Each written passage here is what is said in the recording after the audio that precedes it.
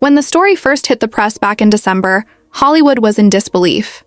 Blake Lively, the industry's golden girl, known for her polished image and effortless charm, had just flipped the script in the most shocking way imaginable.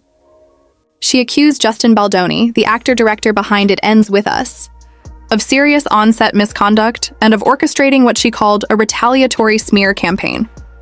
At first glance, it looked like another Me Too-style expose, a famous actress taking down a powerful man. But from the start, something about it didn't sit right. The timing was suspicious. The movie had already wrapped, the press cycle was cooling off, and reviews of her performance were mixed at best. Then, out of nowhere, came a lawsuit that instantly transformed her into the supposed victim and painted Baldoni as the villain. Behind the scenes, though, whispers told a different story. Crew members quietly shared that Lively had been difficult on set, clashing with staff and growing frustrated over Baldoni's creative authority. Instead of walking away, she went nuclear, filing a lawsuit that made global headlines and turned Baldoni's name into a media spectacle. Blindsided and furious, Baldoni denied every accusation. He said he wouldn't be silenced by lies or spin and vowed to fight back. But no one expected how hard he'd fight back. Because when Justin Baldoni struck, he didn't just defend himself. He launched a full-blown $400 million counterattack that rocked Hollywood.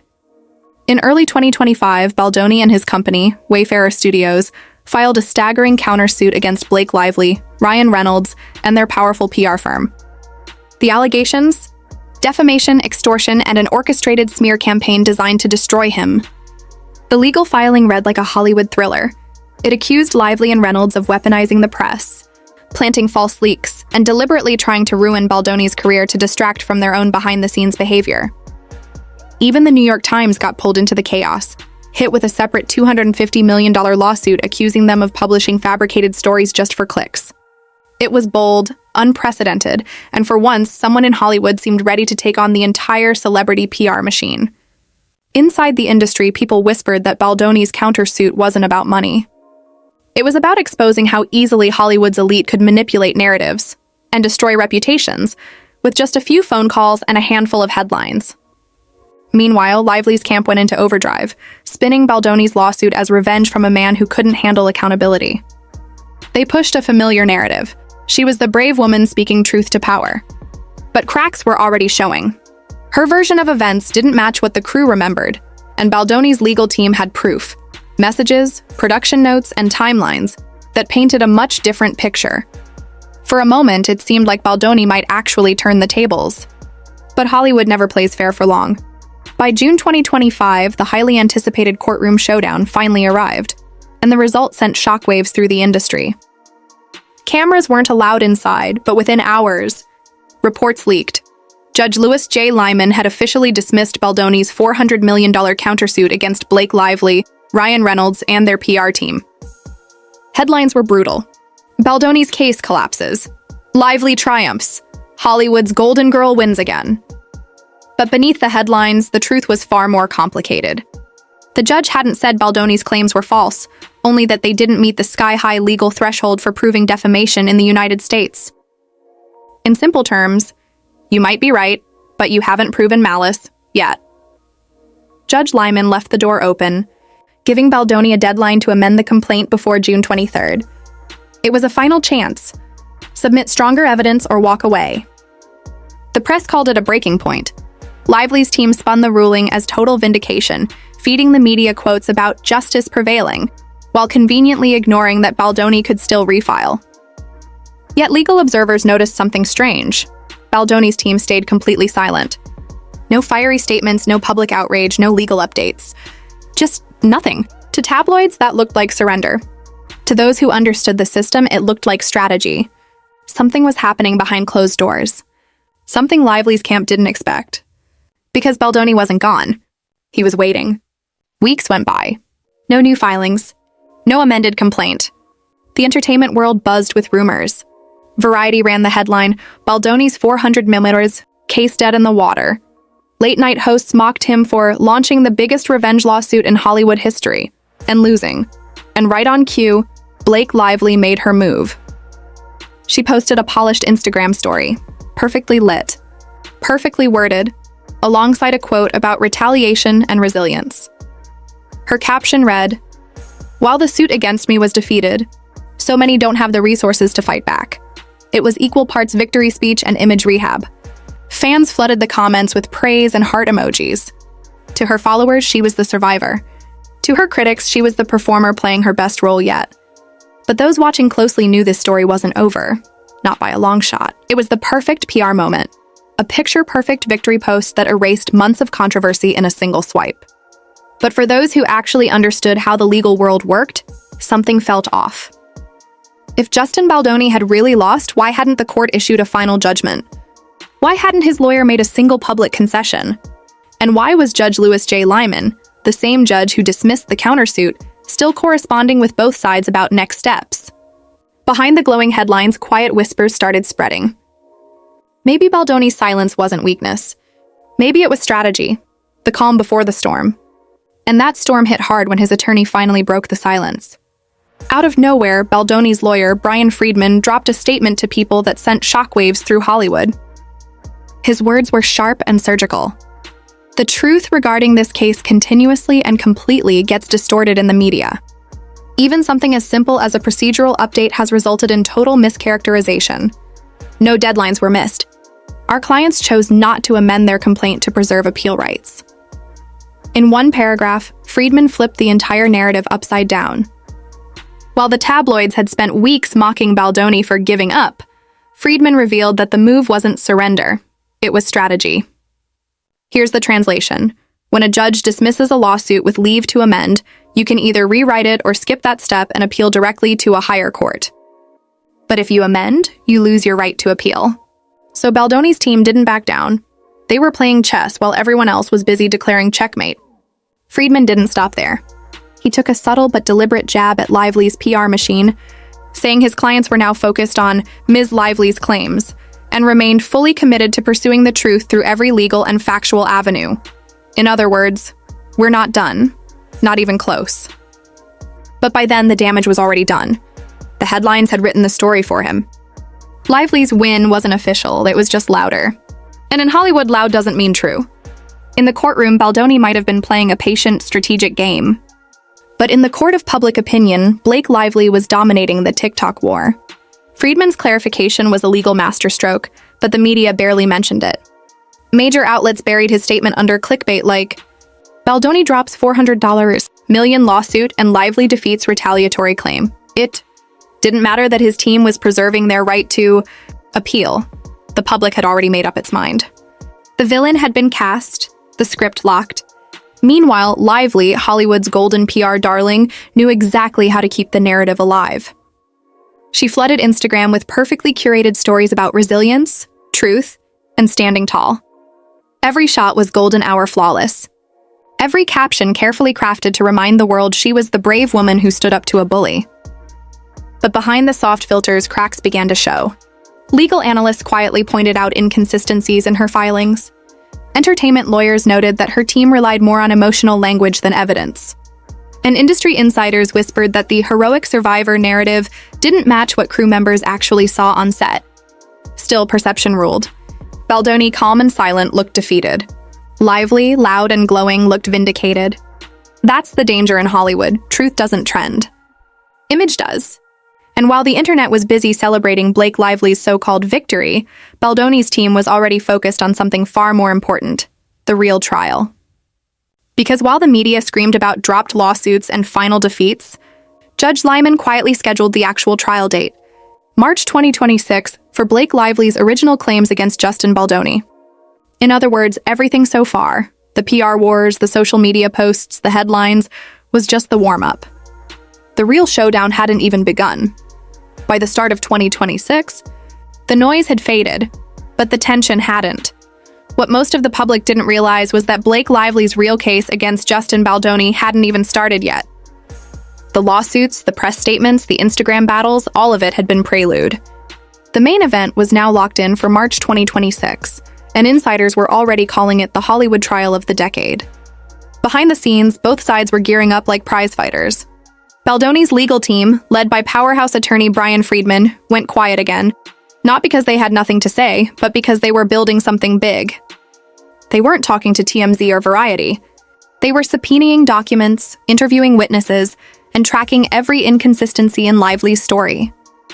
Meanwhile, Lively's camp doubled down on optics. Her publicist pushed glossy magazine spreads, charity appearances, and strategic leaks about her return to strength.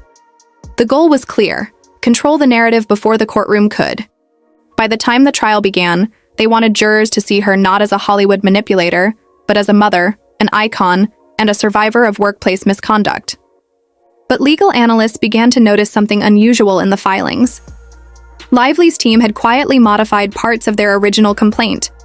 Certain language was softened, timelines adjusted, and several previously named witnesses were suddenly withdrawn. To the casual observer, it looked like fine-tuning. But to those following closely, it suggested something more serious. The foundation of her story might not be as solid as her PR made it seem. Then came the leaks. In late February, just weeks before the trial, sealed court documents surfaced online, and they painted a very different picture of what went down on set. According to internal production emails and crew statements, multiple crew members claimed that the alleged harassment incidents Lively described never happened.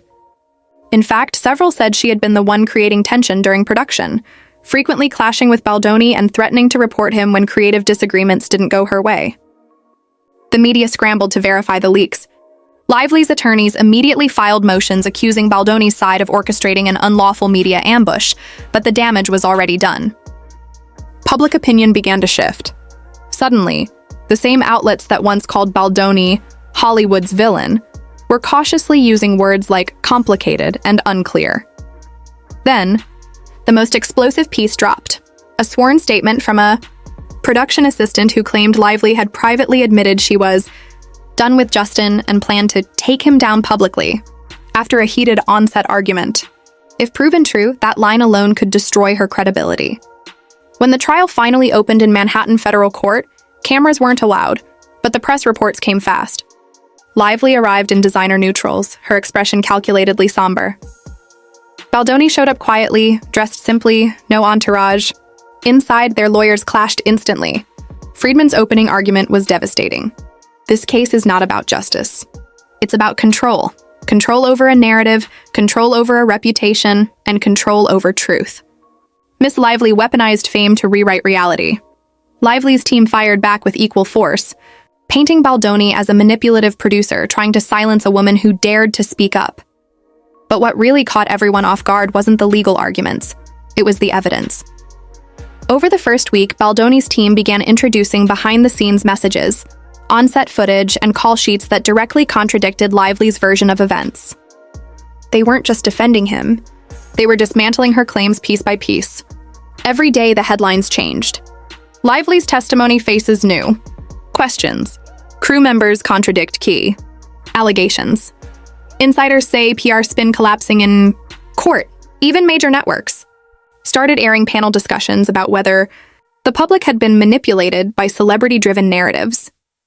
By the end of week 2, it was clear this wasn't just about Blake Lively versus Justin Baldoni anymore. It was about how Hollywood's PR machine had turned allegations into headlines and headlines into truth.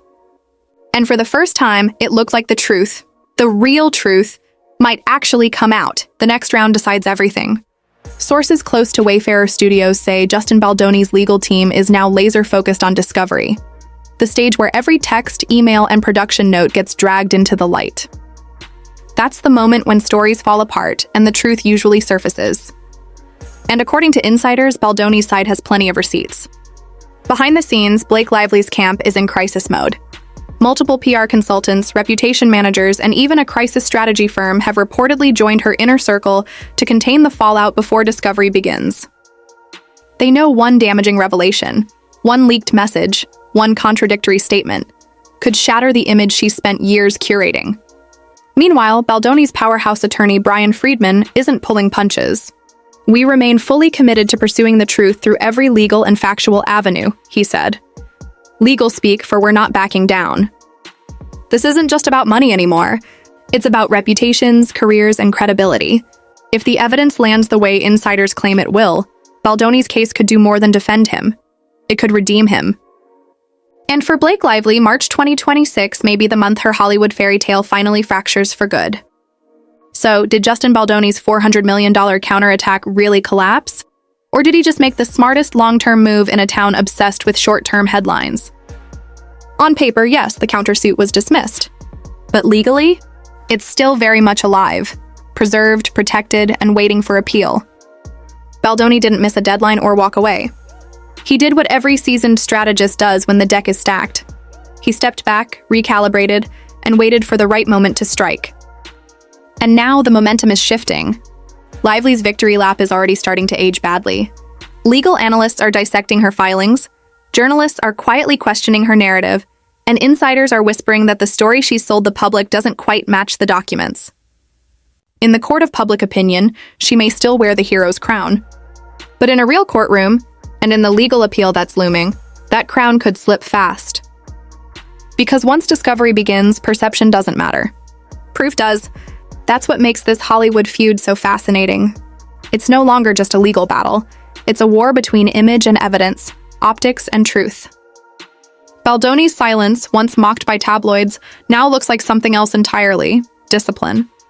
His so-called collapse might just be the calm before the biggest comeback of his career. Because in Hollywood, perception wins headlines, but proof wins in court. So as this legal storm barrels toward its March 2026 finale, one question remains. Was Justin Baldoni's lawsuit a failure? Or a master move? If you've been following this Hollywood power struggle and you're done with the fake headlines, make sure to subscribe, turn on notifications, and drop your thoughts below. Because this isn't over. Not even close.